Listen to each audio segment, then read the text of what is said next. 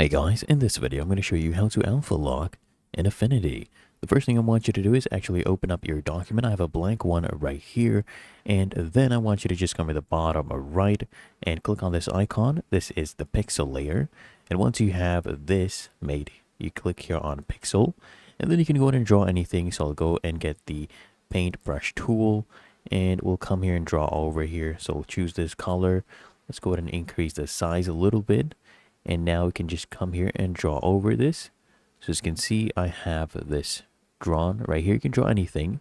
Just for this example, I'm just doing this.